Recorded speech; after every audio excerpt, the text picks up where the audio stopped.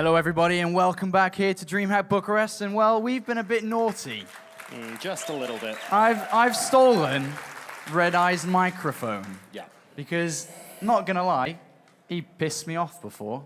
Did he make you a bit angry? He was a little bit BM, I thought, a little bit unfair on you as well. So we got to do something about that. We're not just gonna let Red Eye walk all over us. I know, right? He just shows up here. He's just a host that we don't even he need sits a out host. back, drinking margaritas, chilling out with Adebisi, while he's trying to do his job until the game's finished, and then he just waltzes out here like he watched the entire thing. He's sleeping. Red Eye reads Team Liquid just to read the comments and be like, all right, so what happened in the game? There we go. Okay, so that player won and comes out an interview. Well, it's time for some payback. We have a video, Red Eye, for you.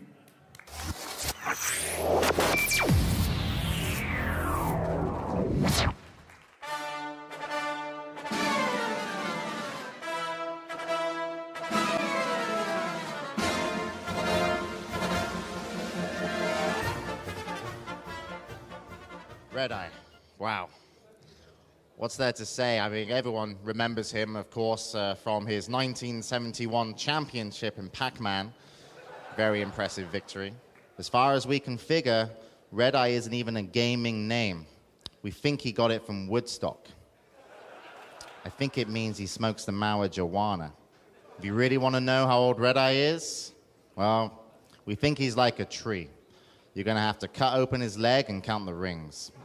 I'm James Hugard-Harding, President and Commissioner of Esports, and I talk out of the right side of my mouth, because Red Eye, the left way is the wrong way.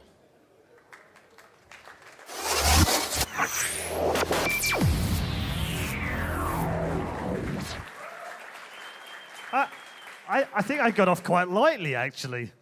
I don't know, maybe. I was expecting a much bigger troll. Maybe some short jokes, maybe some old jokes. I don't know.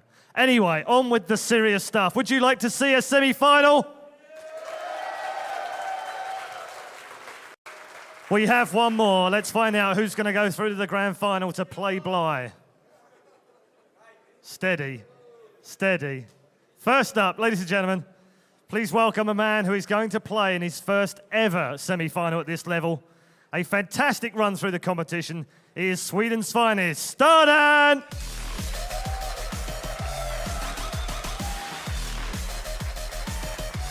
Now, you've got some pants and shoes on, which is a good start.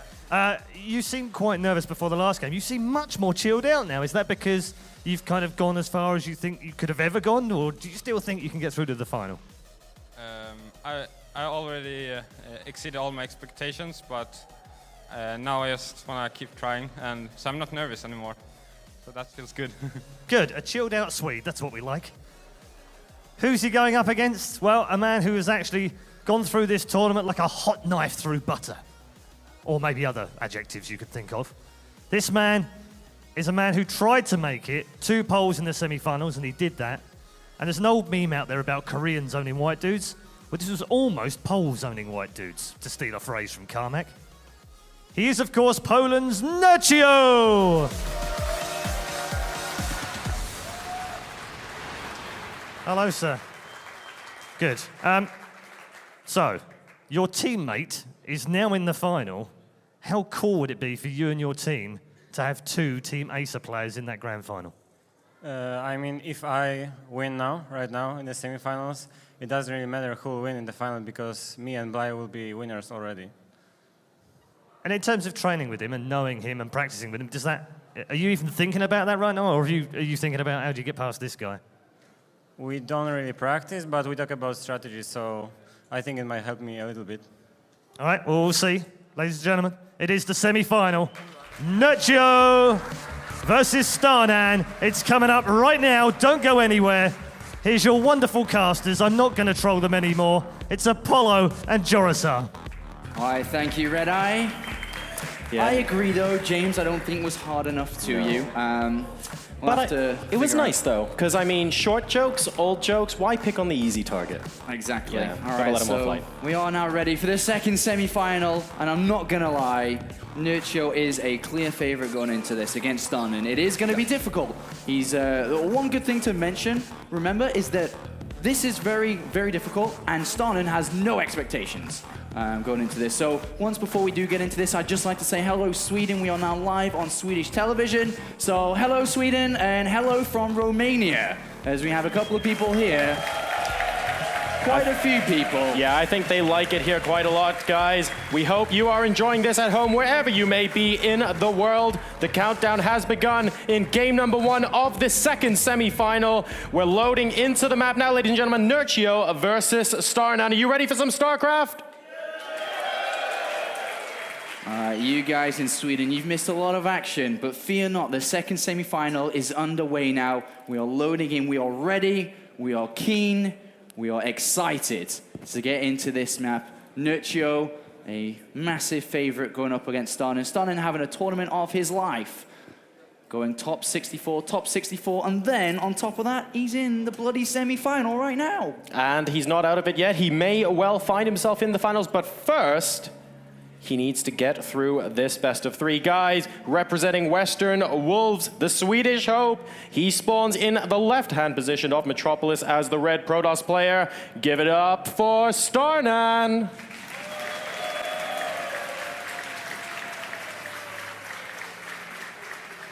He is going to be going up against someone that a lot of people have said might even be favorite to take the tournament, and he's had a barnstorming run through the bracket so far. What can he do? In the 12 o'clock position is the Blue Zerg, Team Acer, Nerchio.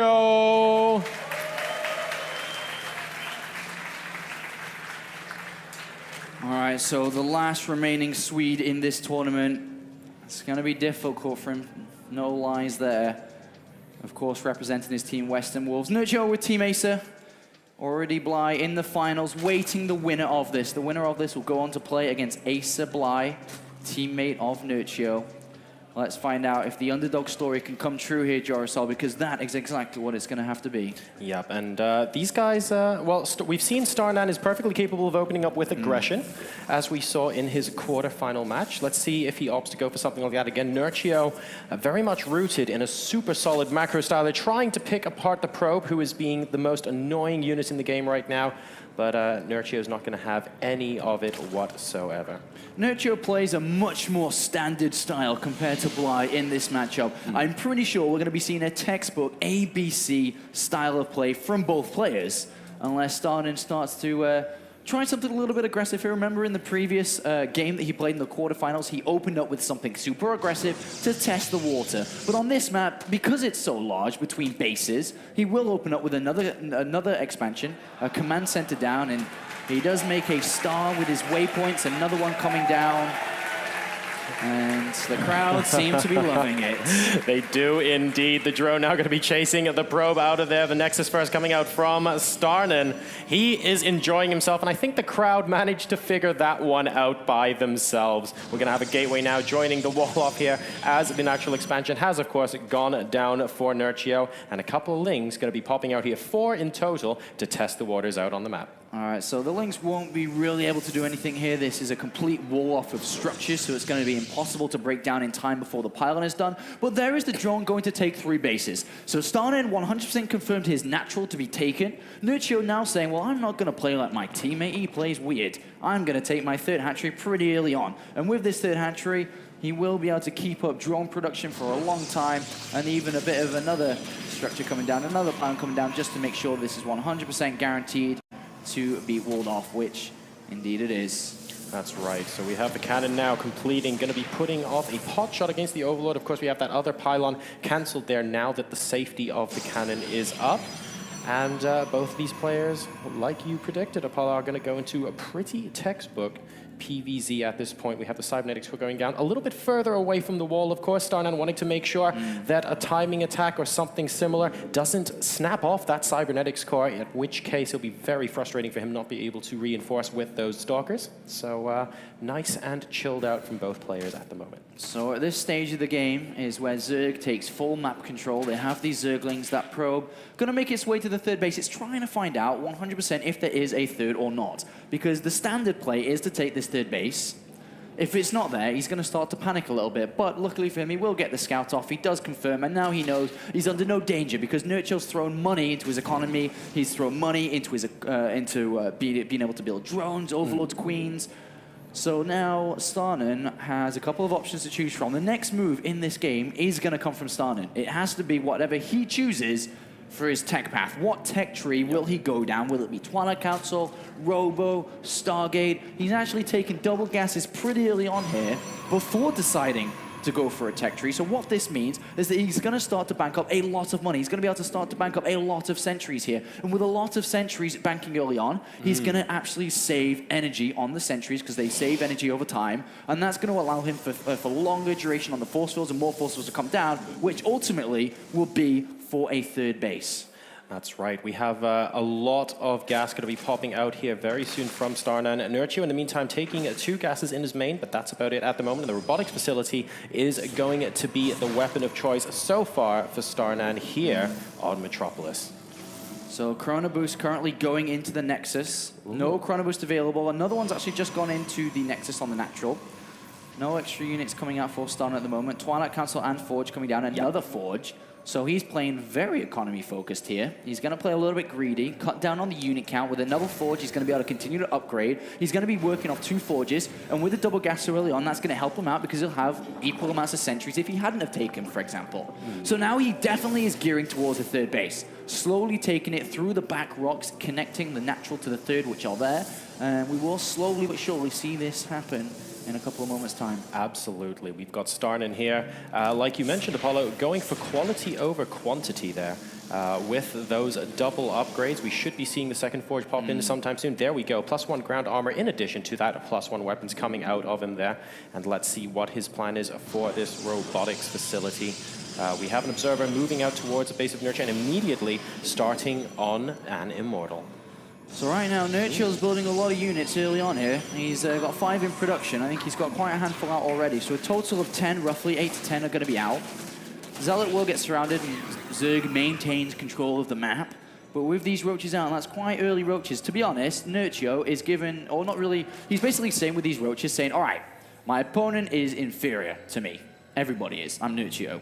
So I'm going to build roaches early on. I'm not going to work on my economy as much as I'd like to, because if he attacks me early on, if I'm droning, then I'm going to be caught without any units. So he's built these units early on. He's then gone back to droning and taking the gases on his third. And I'm looking through Nerchio's vision right now. He knows about the third base being taken. So he knows what he has to do. And to be honest, Nerchio on a map this size won't try to do anything. He'll try a little bit maybe, just a small amount of pressure, but he will tech up in a different angle, which is going to be the spine. He'll look for a 4th base immediately as well, which he's gone down. And Nerchio's just kind of accepting that his opponent's gone for a fast third. But the thing is that Nerchio doesn't know about is the double Forge, which could come to bite him in the bum a little bit later on if he's not aware about it. Yeah, let's see what's going to be happening there. We have actually got some Blings and Roaches out in the middle of the map towards a third base at the moment, so he might be able to force a delay of this expansion, but the rocks have been broken down, and we do have a couple of Immortals and a decent number of sentries there, so they will be able to zone out the Roaches. Using this opportunity, though, to try and go through the Forge at the natural expansion. We don't see sentries there to block the Lings off, and I think the Forge is going to go down here. We do have 2 force fields going out, and then the Roaches come back. Forge gets sniped off, but the second one still upgrading. And that's a big blow, actually, because if you think about it, what was Starnan's strategy? Double Forge. And he lost his +2. He's now only on 1, and that kind of got shut down fast. So he's no longer got the advantage he invested into. And that's quite a big blow. Storm coming down, Warp Prism on the way as well. Extra gateways coming down. We could see a movement out shortly, especially with going for Storm. Looking through Starnan's vision, the reason why he's gone for Storm so early on, I'm not sure, actually. I was going to say he saw the Spire, but he didn't. So he's just actually opted for the Storm initially anyway. That's a part of his army composition he wants to have. He wants to be able to bring these units down as fast as possible.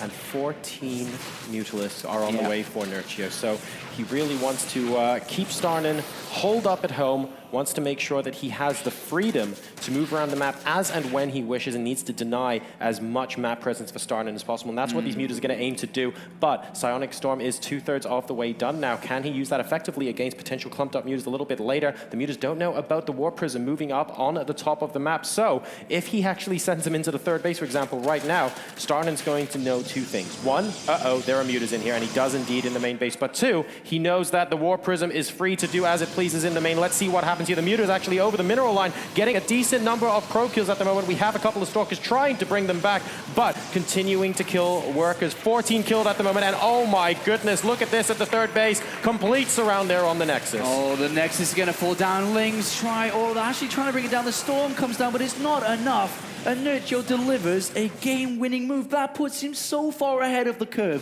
He has a 4th base. He has a 5th base. The Warp Prism is gone. And there's no money. There's no army for Starnan. And this is starting to shape up to be a quite one-sided game here. Nerchio has so much gas. He's got so much money available. And unfortunately for Starnan, without knowing the Mutalisks were coming, he was not prepared. He did have Storm, but he just didn't have them in position. He had no cannons. He had no Stalker set up, unfortunately. And this has just gone from bad to worse in a split second. Blink is only halfway done for Starnan as well. He's going to struggle to try and fend off this upcoming attack. A lot of Mutas here, 25 out on the field with some Lings and Roaches at the third base location as well. The Mutas actually flying away for a second there, but they will be rejoining the army. A lot of Zealots in this composition, but not that many units that can shoot up. Needs to be very careful. We do have that one Archon there, and that's going to be frustrating as far as splash damage is concerned, but once that Archon is taken out of the equation, these Mutas are going to have a lot more free reign in a direct confrontation. It looks like actually he's just going to be going straight into the main base because he knows that Starnan is busy dealing with those Lings and Roaches, and what a good move. And look at this, Probes going down, Stalkers going down, and unfortunately here for Starnan, he's going to lose a lot. These Mutalisks do have +1 attack, and they are doing incredible amounts of damage. Pylon's going to go down. He's going to turn the gateways off, which means Starnan cannot make any units, and it doesn't matter anyway because he's a little bit Pylon block too, and more units go down. Starnan activates Guardian Shield, but it's not going to matter. 13 Mutalisks are out on the board, and that is an incredible amount. There's one High Templar. It's not around, it's not anywhere close, and unfortunately here, the Templar Archives is going to go down, and that is the only one thing that Nerchio is truly scared of, is being stormed. And now he will continue to build Lings, continue to build Mutas, and on the minimap, all I see is aggressive, angry Zerglings Mutalisks just ready to win the game as fast as they bloody well can. Well, Nerchio is very thoughtful behind this as well. He has got the pathogen glands, so just in case for any reason this army doesn't quite take the game outright immediately, he's going to be able to go into an infestor-style composition. But look at that, the third base once again getting completely surrounded. The Mutas only now leaving the main base, able to take on the main army there. Very, very strong indeed. And he's even split that army up. That's how many Mutas are out on the field right now, Apollo. 26. Not afraid to split him up and still continue attacking into it. Starnan is in a world of hurt, currently down 115 to 198 supply, and this is just, I don't think he can come back from this. It's so difficult. Stormer's own units there deactivates the shields a little bit. Here comes the play toys, and they are Mutalisks, and they just take the damage. It doesn't matter, there's too much damage output anyway. 167 supplies, we can see at the north, to 95, and GG called. And Nerchio making StarCraft look like a silly game, but trust me, it's not. No, definitely not. Nerchio, cool, calm, and collected. He just sort of won that game, and then we saw him in the booth, just kind of like, okay, well, where's game 2? He is ready for this, and he wants to be in the finals. Like he mentioned, if he gets into the finals here, that's great because his teammate's already in the finals, and he'll already feel like he'd have won. Starnan, on the other hand, really needs to think what went wrong in that game and try and adjust accordingly. And that's something he hasn't had that much experience of here on the big stage. And, you know, it should be pretty obvious on what went wrong if he's going to be thinking about it here. The Forge on the front, getting sniped too easily there, should have prevented that, or at least attempted to. And then the lack of scouting on the Mutalisks just completely blindsided him. He had no idea about it. And as soon as they came in, the game was absolutely just one-sided, dominated by the Polish Zerg. And the Polish Zerg remains on top of his game. Had a couple of slip-ups in recent tournaments, but he's absolutely one of the best in Europe and has been for a very long time. So much money he has won throughout his 2012, even 2011 career, and he's just continuing to look to gain more and more money. Well, he managed to see an opening there with the Spire and thought, actually, Mutalisks are going to be really good for me this game. I'm not going to stop at the first round. I'm going to continue making them with that +1 flyer attack as well, just doing so much devastating damage. And when he couldn't 100% take the army on head-to-head, no problem. You have such a massive SimCity going on at your natural and your third. I'm just going to fly straight into the main and continue doing even more. So we're going to go into game number 2 here, which will be on Daybreak. Draculask, the Romanian Mutalisk. Nice picture. We are in Romania after all. As everyone patiently awaiting this next game. Funny enough, Nerchio within the game chat just messaged saying, do we really have to have champagne for the final? Because I don't know how to open it. Feeling guy. a little bit confident here after map 1 of the semi-final, by the way, not the final. And I think just for that, if he gets to the final, the first thing we do before the games even begin is get him to open the champagne. Well, although that we'll could see. delay us by quite a bit. We'll see, we'll see, we'll see. As everyone's now in the game, Yeah. I'm ready to go. We'll let the players know that they are ready to go as soon as they dare choose. The next map is going to be Daybreak. We saw the dominance of that being played earlier by Bly just a couple of moments ago, but now we are going to have Nerchio take his turn on the merry-go-round. And Starnan, unfortunately, the victim in this case. We'll see if he's going to be able to mount a comeback. You know, he's got no weight on his shoulders, got no pressure. No, it doesn't matter for him. He's comfortable having the past 2 DreamHack tournaments, top 64, and all of a sudden he's in the round of 4. A massive improvement, and he's very, very happy to be in the top 4. That's right. But it's so difficult as well because you don't want to let that get the better of you. Yeah. It's like you have a great tournament run, but you don't want to stop here. You don't go, well, I'm in the semifinals, okay, I'm happy. Because if you just do that, then you start switching off in the game. And when you start switching off because you know you'll be happy even if you lose, guess what? You start losing more often. So he has to be very, very careful here. Doesn't want to get too complacent, and he just needs to dig deep and find his A game. Let's see if he's able to do that, guys, because we have spawning over here in the top right-hand corner as the red Protoss player. Currently down a game. Let's see if he can pull it back. From Western Wolves, we have Starnan.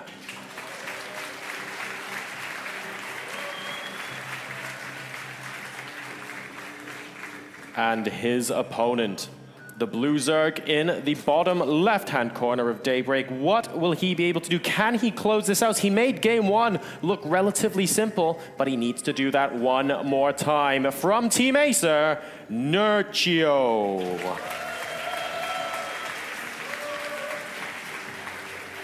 A very talented individual, has many, many StarCraft 2 titles in his belt. A lot of wins, actually. A lot of wins. Starnan without one. Let's see what he's going to try and attempt to do in this game. It's going to be very difficult to play a straight-up game against Nerchio. Nerchio is one of the best in the business. Starnan will, thinking about it mentally, will try something here. I'm pretty sure he's going to try something here to topple Nerchio. As the pro admits it's DreamHack sign. And the crowd love it. Nice stuff coming out of him there, and I completely agree with you. I think that we've seen he's perfectly capable of being quite aggressive in the early game, and that last game, well, he basically got stomped in what turned out to be a bit of a macro game. So I wonder if he's going to be mixing it up a little bit here, trying to maybe rekindle some of what actually got him to the semifinal in the first place. I wouldn't put that past him, but it looks like he's actually holding his nerve a bit here, and he might be putting down a Nexus in a sec. Yeah. Nexus first on a big map like Daybreak. Very similar to Metropolis. You're able to get away with it, so just rapidly getting that fast expansion down. As the probe's going to try and delay this as much as it can in this little patrol move box. Unfortunately for Nerchio, he's going to have to wait until the probe moves before he can get that down. But Nerchio already did have an Overlord built a little bit earlier on, so he's not really wasting money. He's just waiting patiently for the probe to get out of the way. And then Nerchio will turn around and take this expansion. And there we do have that going down. 4 links were constructed straight off the bat. Nothing more, nothing less. These 4 links will push the probe away. And then, as usual, we'll be having again the standardized opening within this matchup. 3 base versus 2. Zerg taking the 3rd base a lot faster on. So far, we don't see Starnan being rattled at all. He's just going to continue playing his normal game, which is great, but he has to overcome the absolute force that is Nerchio. And like you mentioned earlier, Apollo, Nerchio is someone who revels in playing this super standard play because he has it refined to a T. If you were Starnan right now, what do you think would be a good shot against Nerchio here on Daybreak? To be honest, it's really difficult to say because Nerchio will stop any 2 base attacks, 2 base all-ins, which dedicates all the resources to the attack. Nerchio will stop because he's very, very good at scouting. He's exclusive with scouting, to be honest. His Overlord's always in good positions. His Ling's always spotting around, looking for any pylon movement, or probe movement, should I say. Pylons don't really tend to move. The probe's the one that does. Yeah. So it's going to be really difficult. He may try to play straight up. He may try something mind, or try to trick Nerchio. Maybe throw something down and then show something and do another. But we'll see as the game starts to unravel a little bit more. As these 3 bases are set up, once again, Starnan's probe going to go there. 3rd base, yes or no? It's a must to know. Because if there's no base there, he has to get ready to defend. Yeah. And that's not going to be the case this time. It is going to be there, and that gives Starnan a bit of a green light to continue through with his plan. Yeah, so he's going to be able to move and tech up to whatever he chooses a little bit later on. Of course, he hasn't made a tech choice yet. He doesn't quite have that much gas in the bank. He has taken both gases in his main base, of course. So let's see at what point he chooses his tech and takes the gases at his natural expansion as well. And poor Probe, I think, yes, does get picked off in the center of the map there. So the robotics facility is going to be the choice. It's inside the main, and with inside the main, the placement's a little bit weird. It's on a look at the natural, see what this pylon placement is like. He could have thrown it on the natural, and usually you want it on the natural if you're trying to go for some form of mortal push, hidden a little bit better on the natural. But I don't really want to read into that too much and why it's there. It could be for a warp prism early on. Warp prism and a couple of sentries hidden away at the back there, that robotics facility. Nerchio, on the other hand, just taking his gases as he does, standardizing his play, just playing it very, very normal, just waiting, looking for the chance to go in and scout shortly. I guess maybe it's also possible that Starnan knows the Overlord positioning of Nerchio because he saw it get in position early in the game, and because he knows there isn't an Overlord in the top right, it would take a lot longer for it to fly in and scout the Robo, perhaps. Yeah. And it is going to be for a Warp Prism, which gets started immediately as soon as that Robo finishes. All right, so the Warp Prism here is going to act as harassment, and then there's going to be two branches which Starnan can go down after this. He's obviously going to have to throw down extra gateways, because he's only at one at the moment, so he's going to go up to a total of 4, I think, right now. And with a total of 4, he's going to be able to do a bit of harassment. He can either expand behind the harassment, keeping Nerchio pinned back, defending against the Warp Prism at any time it can poke in and drop units in, or he continues through, doing damage, slowing Nerchio down, and adds even more gateways on. Unfortunately, the Warp Prism wasn't actually shown to that Overlord. That's right. Which is a little bit of a mistake, and Nerchio's already going to be kind of waiting and expecting this, even though I don't think Starnan cares, because he's actually going right in view of the Xel'Naga Tower, which is covered by a Ling, and that's obviously given the sight range to see that. Yeah, it's an interesting choice there to give the Warp Prism away, but it was very deliberate, of course. He used it to provide vision so that those sentries could actually kill off that Overlord. And now, as a result, Nerchio doesn't have an Overlord terribly near Starnan's base. But what are the Overlords there for in the first place? They want to scout the tech and see what's going on. Well, the Warp Prism was brought directly to the Overlord. So, if anything, Starnan delivered that to Nerchio on a bit of a silver plate. Good cancel there on the creep tumor. Oh, he's heading for the ramp. He's heading for the ramp. There's a lot of gateways behind this as well. And Nerchio knows exactly what's coming in. He's trying to get in the main base as fast as he can, and he will get in there. And the forces won't go down, but it can work either way. He can force with the ramp on the low ground or the high ground. And the Warp Prism gets pushed away. Nerchio defends that off. A lot of money has been thrown into those gateways. The follow-up is going to be an assault. It is going to be an immortal push with +1. Nerchio knows aggression is coming. He sees there's no third base. He has an Overlord down there. He knows that something is coming from 2 bases. He knows now is the time to build an army. There's currently 61 drones, and he is doing that very thing. Oh, and this is... Starnan's looking like he's trying to do something that we saw SKT1's Reign do a lot in the Asia finals. He would move out with the Warp Prism with 3 sentries in it, try and fake a little bit of a block out in the main base, maybe kill a couple of workers while he can, or just harass a little bit, and then push forward with sentries and immortals. The catch is he did absolutely 0 damage with the Warp Prism. He didn't even get a force field off on the ramp. He didn't send Nerchio into panic mode, and Nerchio just calmly went, well, hang on a second, there must be a follow-up to this. Oh, I see what it is. And now he's going to be able to prepare for that, possibly very adequately as well, because he's already up to 133 supply versus the 95 for Starnan. There are a lot of sentries, though, with a good amount of energy, too. So as long as he gets a really, really good engagement, Starnan might be able to pull this off, but Nerchio has a lot of time to get prepared. Yeah, Nerchio is getting ready to kind of move in here. Forces do go down preemptively coming down.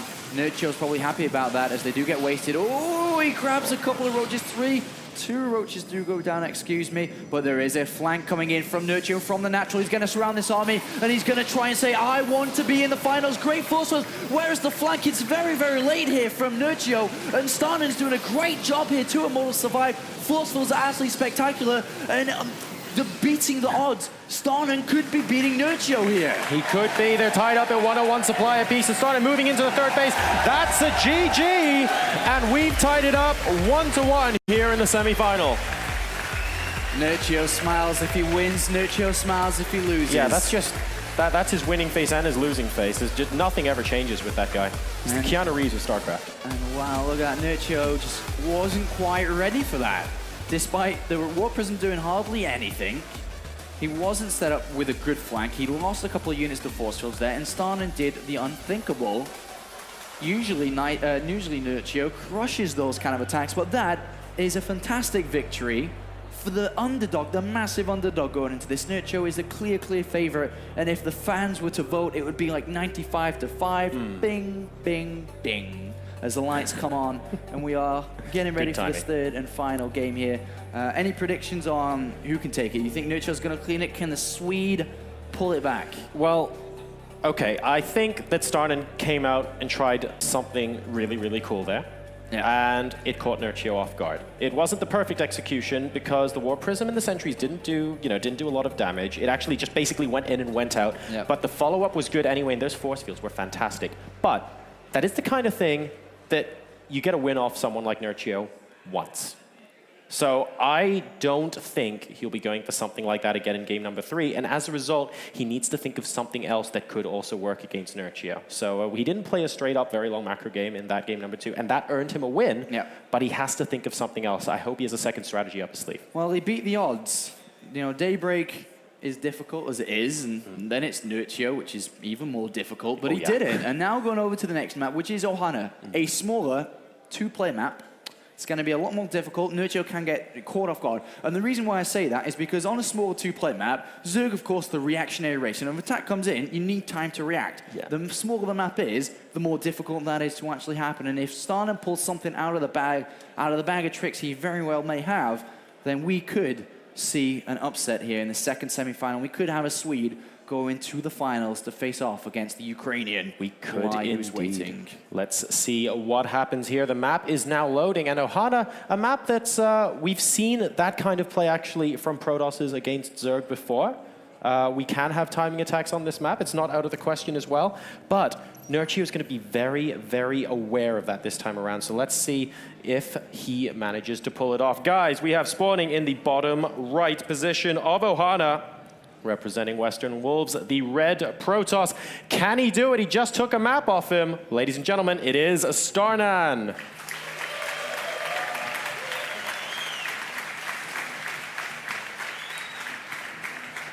And undoubtedly the odds-on favorite here, but going down a map just now, the series is tied up. Everything riding on this final game. From Team Acer, guys, we have Nerchio.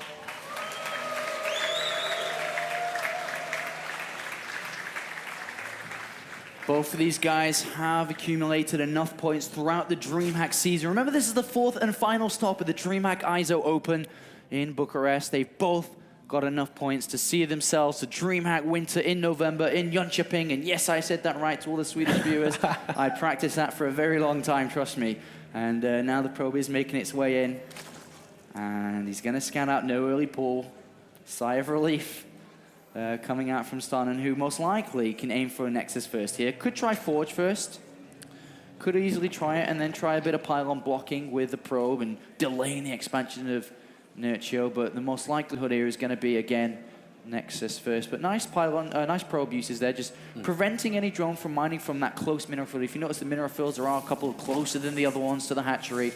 And that was good denial of that probe and drone. Just trying to make sure as many drones as possible are left not mining there. That's why he's continuing to go back and attack as well, forcing Nerchio to bring a drone off of mining to deal with that probe. And Starnan is now going to be putting down his Nexus first. Nerchio will be able to scout that with the initial Overlord, but it is a good 15 seconds away at the moment. And we have the probe now waiting to deny the natural expansion as well. Overlord now going to make its way down and see that this was a Nexus first. Probe going to try and stay around for a little bit longer. Every second you can delay a Zerg from taking that hatchery is all the better you can do. Indeed it is. And ooh, are we going to get... Yes, we do get the hatch down. So it looks like Starnan wasn't contesting that too much indeed. The probe's going to be taking station here, wanting to make sure that the wall does not get breached by any sort of early Ling. And we only have 4 Lings out on the map, so not making an initial 6, like we've seen from Bly on a couple of games this particular time around. And he's going to be able to move out, just scout for any additional probes that may have snuck out onto the map there. Good picking off, sees that probe at the 3rd base location, and he's just going to be making sure there are no sneaky forward pylons out on the map anyway. Unfortunately for Starnan, didn't quite get the scout of that 3rd base going down, but I guess he can send another one out later on. He's going to lose that probe in the middle. Always a sad day to lose a probe, but he will have to send out another one if he wants to confirm what Nerchio's doing. But Nerchio isn't changing up his style. He's playing normal again here, going through his 3 hatcheries. Not looking to do anything different, just wants to open up, very economy-focused. And let's see what Starnan's going to do in this matchup. In these circumstances, it's usually Starnan that's going to make the decisions in terms of aggression, if he's going to play it slowly, if he's going to take a third base, if he's going to do something else. It's always going to be Starnan. Nerchio, as mentioned before, playing the reactionary race, needs to react and scout exactly what's coming down. That's right, and in the meantime, he's going to drone up as much as humanly possible. And once again, the probe getting so agonizingly close to that third base.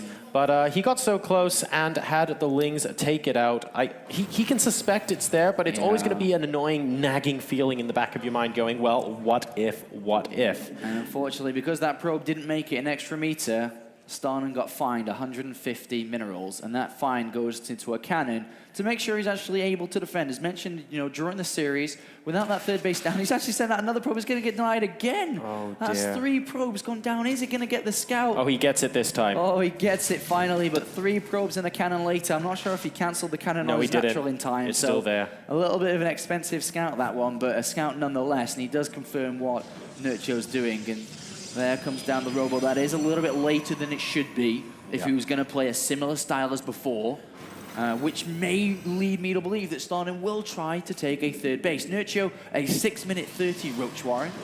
Pretty damn fast as well, looking to set up a defense early on. And I think that Starnan's going to play. It's very difficult to go for an all-in at a good time if you've been delayed. The cannon delayed it. Yes. The probes delayed it because he had to move out early on. And I think that this shouldn't be an all-in, because if he tries the all-in, Nerchio's going to have even more time than he would do usually to defend against it. So I expect a Observer to come out from this, and Immortals to go down to the third base afterwards. And we do have a Link sacrificing in, checking if the upgrade is being researched from a Forge, which it is.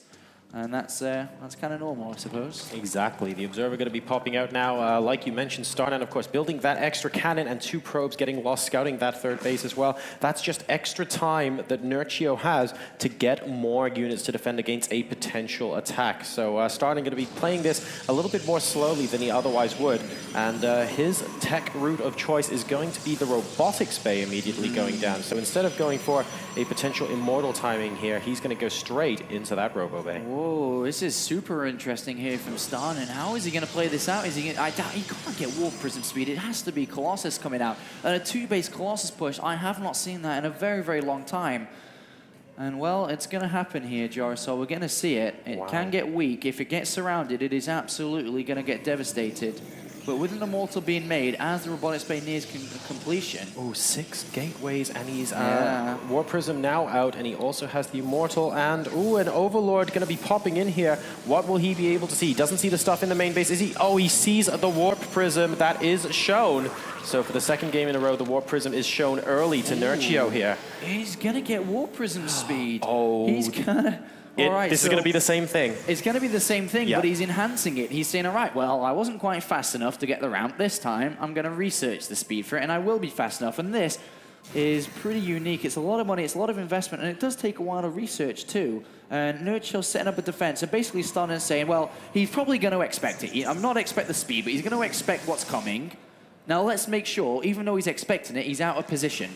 He's queuing up a Colossus behind this as well, which is absolutely shocking because that's going to take a very long time. And this is a big dedication to this 2-base push. He's got something planned. He wants to nail it. Can he do it, though? Ooh, he's changing it up just a little bit. It's actually going to become an Immortal drop. I was really excited because we actually saw we saw Warp Prism speed actually being researched quite a lot last weekend again at WCS Asia Finals, and it looks like Starnan may be taking a bit of inspiration from that, going to be moving out with a couple of Immortals. Now, this is different to last game, of course. He had 3 sentries, wanting to feign a block off at the ramp. This isn't what's happening now. He's going to be moving in with Immortals to try and actually do as much damage as he can. Let's see if he ends up moving out behind it. He's getting extended thermal lance, so he's going to follow this up probably with some sort of Colossus time. We have Roaches moving in to defend against it, but those Immortals are going to be able to do so much damage. 5 Roaches. Can they actually take this out? And he's not going to try. Oh, yes, he is. Never mind.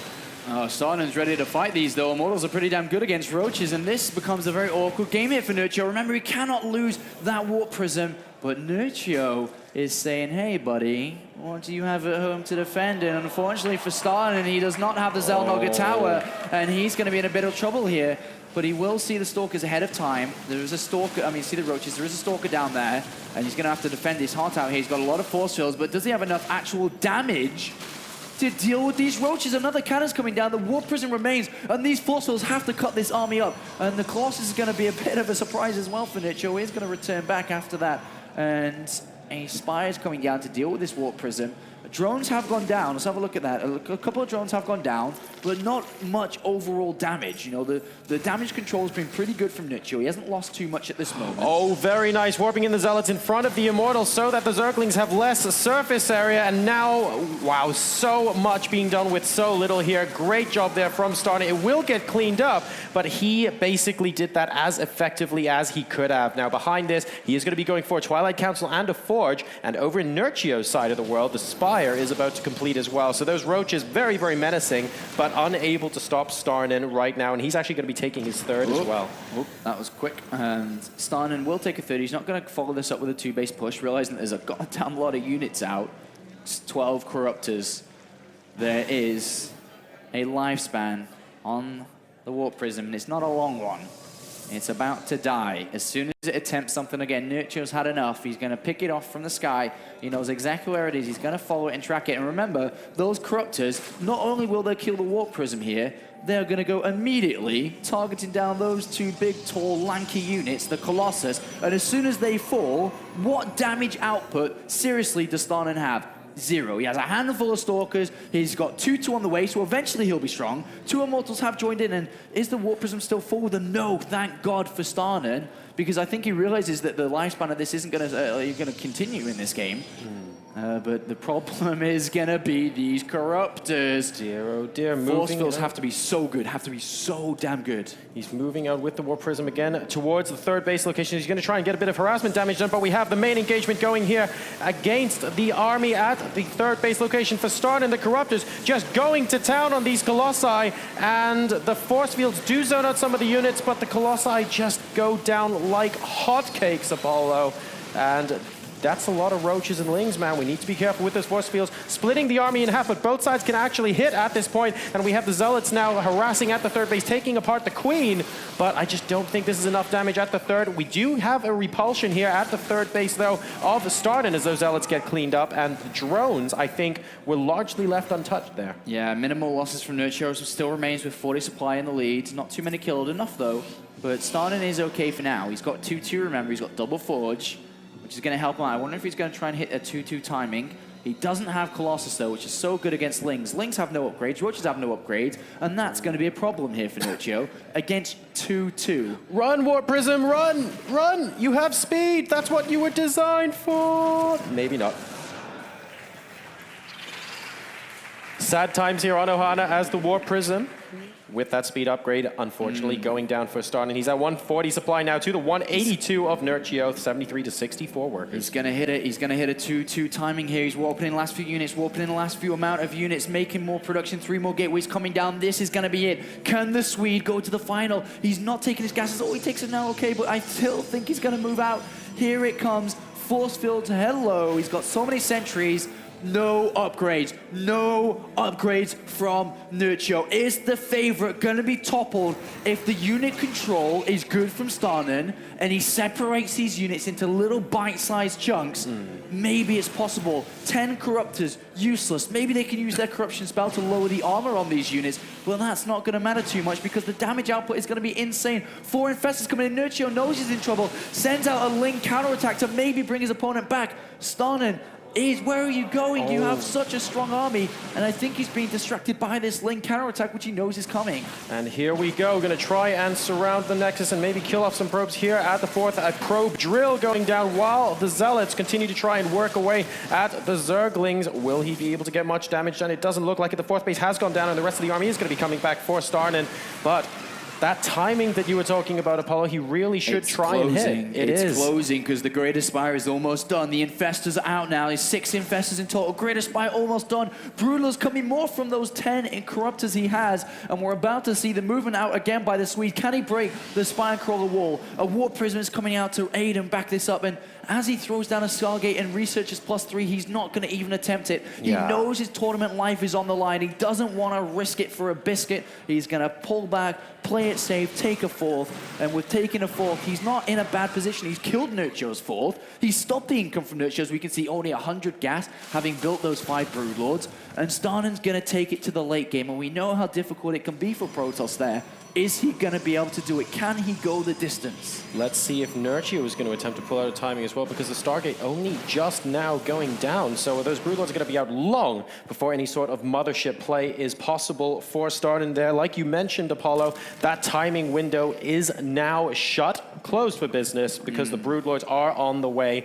Let's see what he can do. A lot of stuff actually hinges on this Warp Prism on the left-hand side of the map. Hopefully he'll be able to keep this one alive slightly longer. And let's see what we have here. So we have 3 Zealots being moved in, and that's just going to force a cancel at the 5th. Or and another Warp Prism on the right-hand side here. Starnan's pulling out everything he knows to try to bring the economy down of Nerchio. He's going to bring down this left-hand hatchery, and he's going to aim to bring down another one as well. And remember, these Zealots were at 2-2-1. Hatchery falls down, and I think Nerchio's expecting something like this. Here it comes, and he's going to be able to get into the drone line, get into the infestation pit too, and bring that down. And meanwhile, he's expanding. He's setting himself up super nicely. Oh, and here we go. Infested Terrans, actually, and a fungal growth on the Warp Prism at the 3rd base location, trying to kill off the infestation pit. Oh, hello. And the 4th base going down too. The Stalkers simultaneously. Starnan is everywhere at once. Starnan's army could be caught out guard here. The Infestors going to be great force fields to segment the army away. Oh, no, the sentries get locked in. Can he continue to force field to hold off? He will, and he will escape. What a nail-biting move by Starnan. And he picks off the base on the right-hand side. He picks off the base on the left. Starnan is actually doing it. He's living to his name. Show me the star powers. He's in the main base with a Warp Prism again. And Nerchio's being ragged left and right, dragged all over the map. And he's not been able to have time to actually collect his forces together and make a direct assault at Starnan, who now has a mothership on the way. 3-3 is soon to finish, and the 4th base is down. Cannons coming to fortify it as well. And is the underdog going to do it? Is the Swede going to go to the final? This is going to be so unbelievably tense. We had the infestation pit, by the way. It did survive on about 50 hit points there. A Dark Shrine about to complete for Starnan. The mothership about 1/3 of the way done. And Nerchio looks like he might have had enough. He's moving out with the Broodlords and Infestors towards the 4th base location of Starnan. The engagement begins now. A lot of energy. No, all the sentries trapped at the front door. Massive blow to Starnan, who loses a feisty chunk of his army, and more units are being walked in. The mothership so far, he's going to give it up. He doesn't want to risk this base either, because he knows if he tries to save it, he'll lose his army as well. The mothership's not ready. He denies another expansion, and that's why he's decided to give it up. He knows that economy is not the game here. He doesn't need to keep up with the money. He's doing enough. He's got 3 DTs out as well. Is the Respore Crawler on this 3rd base? There is at the back there, so he could be going for a different destination. They're at the back around that infestation pit, and he's not going to really will get picked up relatively early. He's going to try and get in there. They do have +3. The hatchery is getting knocked out, but meanwhile, there's a fight in the middle. And great fungal growth on a lot of those Stalkers means that they go down quite quickly indeed. Starnan actually down to 120 supply at the moment, and he is forced to move back towards his natural expansion. In the meantime, the Dark Templar do actually succeed in killing off the 3rd hatchery. As far as mining is concerned, Starnan is now doing a lot more mining than Nerchio, but this army from Nerchio, Apollo, is looking so fearsome. Starnan's money, in terms of resources lost, he's lost so much for so little in this game. Look at that, a big difference, 6,000 resources, and that's because he's lost chunks of his armies, all those sentries, all those units in the middle now. Nerchio has a superior army, the Polish army making its way south. Mothership is out. He has to use DTs to make Archons, I feel here. He does not have the Templar archives. With a Vortex, it could still be possible. Anything is possible with that. It's not quite ready yet. 20 energy away, and that's a scary army. Another base will get denied. Nerchio popping up like a mole in the garden, taking all these hatcheries up again. Every single one is up. Every single base is taken, and there the Archons are being made. Starnan so close in this game to wiping out Nerchio, but Nerchio, with his survivability skills, really shining through. No cancel at the 5th base location there from Starnan, focusing on other things by the looks of it.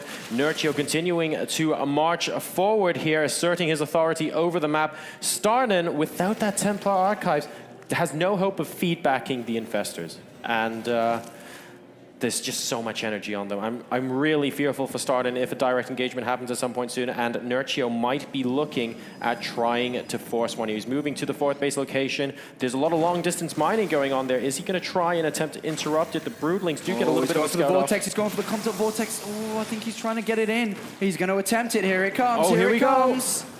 It's half for the Broodlords. It may not be enough, but he's going to go for it. He's going to get the Archons in there. Oh, the Archons do enter. Nerchio setting up to deal this. Oh dear.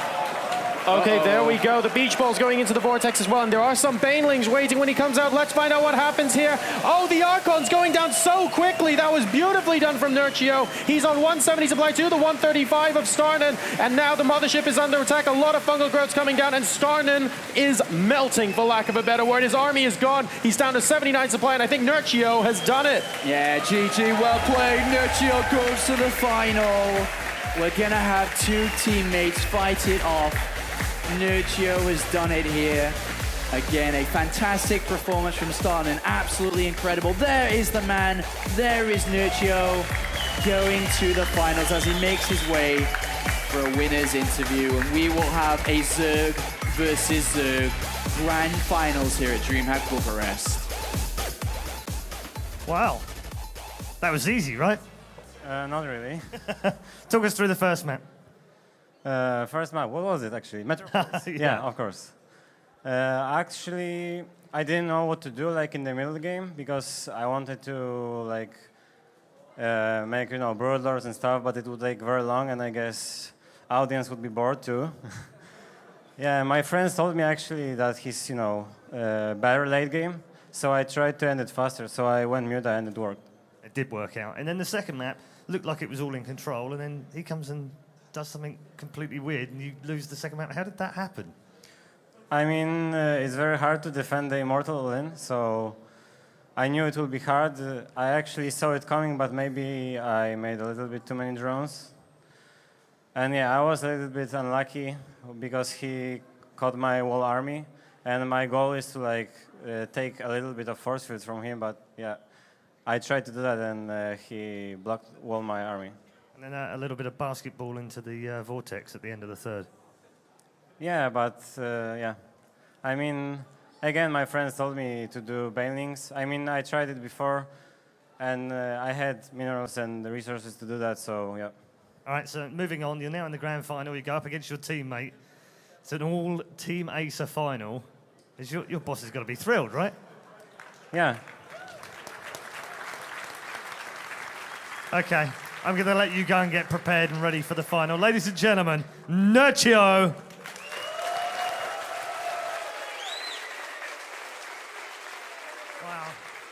Wow. Fantastic couple of semi-finals, I'm sure you'll agree. Don't go anywhere. The grand final is coming up next, ladies and gentlemen. It's Bly versus Nerchio.